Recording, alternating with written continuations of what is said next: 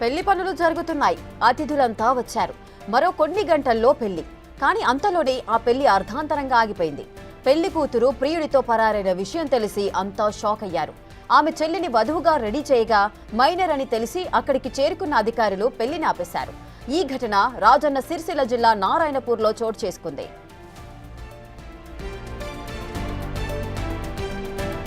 నారాయణపూర్కు చెందిన యువతి అనితకు హుస్నాబాద్కు చెందిన మొగిలితో పెళ్లి నిశ్చయమైంది. అతనంటే ఇష్టం లేని అనిత పెళ్లికి ముందు రోజు ప్రియుడితో పరారైంది. అవమాన భారంతో కుంగిపోయిన ఆమె తల్లిదండ్రులు తమ చిన్న కూతురును వరుడు మొగిలికిచ్చేందుకు సిద్ధమయ్యారు.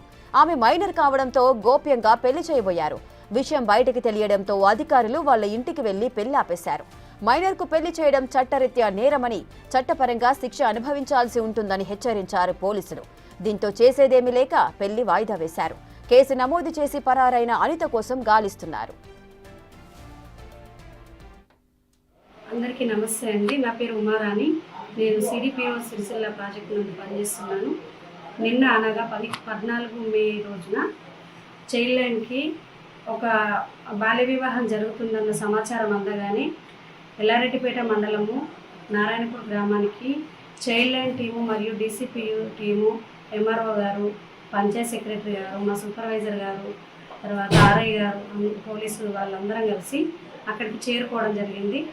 అక్కడ అమ్మాయికి 18 సంవత్సరాలు నిండనందున బాల్య వివాహం అని గమనించి అది నిలిపివేయడం జరిగింది. అంతేకాకుండా అక్కడ ఉన్నటువంటి వాళ్ళ తల్లికి మరియు మిగతా అక్కడ ఉన్నటువంటి వాళ్ళ కుటుంబ సభ్యులందరికీ కూడా బాల్య వివాహం చేసుకోవడం వల్ల కలిగే నష్టాల గురించి కూడా వివరించడం జరిగింది. బాల్య వివాహం చేసుకోవడం వలన ఎర్లీగా ప్రెగ్నెన్సీ రావడం జరుగుతుంది. మరియు రక్తహీనతకు లోనయ్యి లో బర్త్ వెయిట్ బిడ్డ పుట్టే అవకాశం కూడా ఉంటుంది. దీంతో మ్యాటర్నల్ డెత్ కూడా జరుగుతుంది. కావున తల్లికి బిడ్డకు ఇద్దరికి కూడా ఇది ప్రమాదకరం కాబట్టి, మరియు అవగాహన అంటే జీవితం పైన కూడా అవగాహన లేక అనేక ఇబ్బందులు ఎదుర్కొనే అవకాశం కూడా ఉంటుంది. కాబట్టి చిన్న పిల్లలకి అంటే 18 సంవత్సరాలు నిండకుండా కూడా ఎవరైనా వివాహం చేస్తే అది చట్టరీత్యా నేరము. 2006 చైల్డ్ మ్యారేజ్ యాక్ట్ ప్రకారము ఖచ్చితంగా జైలు శిక్ష కూడా ఉంటుంది. ఈ విధంగా అందరికీ కూడా మేము అవగాహన కల్పించడం జరిగింది. రెటిక మరో కొన్ని గంటల్లో పెళ్లి జరగబోతుండగా పెళ్లి కూతురు తన ప్రియుడితో కలిసి పరారైంది. దీనికి సంబంధించిన పూర్తి డీటెయిల్స్ మా ప్రతినిధి శ్రీనివాస్ అందిస్తారు. శ్రీనివాస్,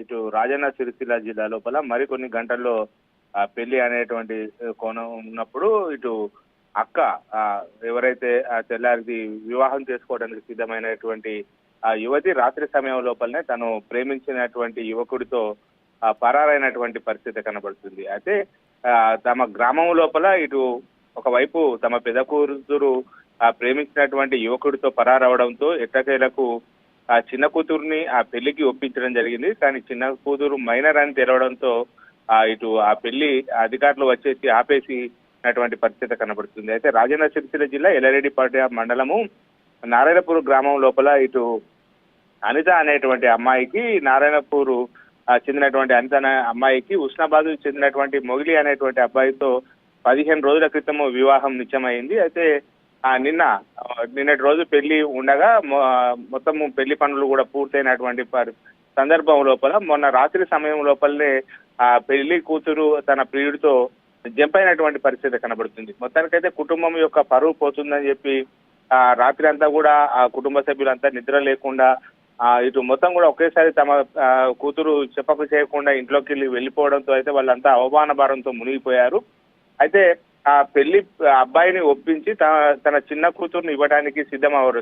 దీనికి తన చిన్న కూతురును కూడా ఆ అబ్బాయి పెళ్లి చేసుకోవడానికి ఒప్పుకోవడం కూడా జరిగింది. ఇటు చిన్న కూతురు కూడా అక్క చేసినటువంటి తప్పుకు తన ద్వారా ఇటు సరిదిద్దుతానని చెప్పి చిన్న కూతురు కూడా సిద్ధమైనటువంటి నేపథ్యం లోపల మళ్ళీ వీళ్ళిద్దరికి పెళ్లి చేయాలని చెప్పి ప్రయత్నం చేసేటువంటి సందర్భం లోపల తీరా సమయానికి ఇటు చిన్న కూతురు మైనర్ అని తేలడంతో అయితే అక్కడ ఉన్నటువంటి కొంతమంది అధికారులకు సమాచారం ఇచ్చారు. మరికొద్ది గంటల లోపల తాళి కడతారు అనేటువంటి సందర్భం లోపల ఇటు అధికారులు వచ్చి ఒక్కసారిగా ఆ పెళ్లి మండపానికి చేరుకొని ఆ పెళ్లి ఆపేసినటువంటి పరిస్థితి కనబడుతుంది. అయితే 18 సంవత్సరాలు నిన్నని అమ్మాయికి పెళ్లి ఎలా చేస్తారు, దీనివల్ల చాలా రుగ్మతలు తీవ్ర అనారోగ్యానికి గురయ్యేటువంటి అవకాశం ఉంటది కాబట్టి 18 సంవత్సరాలు నిండిన తర్వాతనే అమ్మాయికి వివాహం చేయాలని చెప్పి అయితే ఇటు ఐసిడిఎస్ అధికారులు తెలపడంతో ఆ పెళ్లి కూడా ఆగిపోయినటువంటి పరిస్థితి కనబడుతుంది. మొత్తానికైతే అవమాన భారం తగ్గించుకోవడానికి చిన్న కూతురు నుంచి పెళ్లి చేయాలని చెప్పి భావించారు. కానీ చిన్న కూతురు యొక్క వయస్సు నిండకపోవడంతో ఆ పెళ్లి కూడా ఆగిపోయినటువంటి పరిస్థితి కనబడుతుంది రేఖ. మనం రైట్, థ్యాంక్ యూ శ్రీనివాస్.